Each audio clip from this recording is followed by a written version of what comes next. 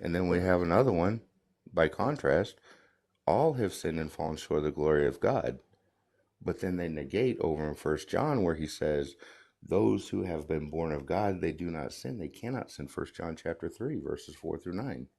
Those who have been born of God cannot sin.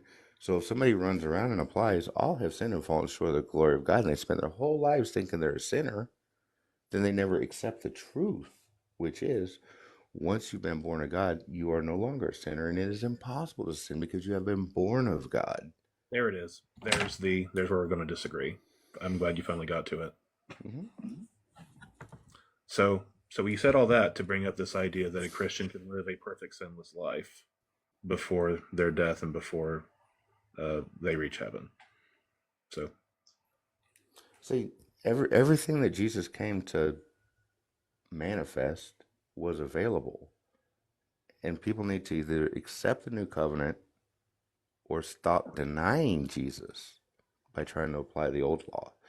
See, when we look at First John chapter 3 verses 4 through 9, he goes into this whole explanation about those who have the seed of God inside them, they do not sin. They cannot sin. It's impossible for them to sin. It's impossible. See, because then it doesn't matter who your accuser is, it only matters what the judge says, which is Jesus.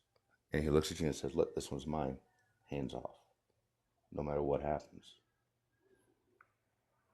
That's an easy example of the difference between Paul's doctrine, who says all have sinned and fallen short of the glory of God. Therefore, you're a sinner, I'm a sinner, everybody's a sinner, according to Paul's doctrine.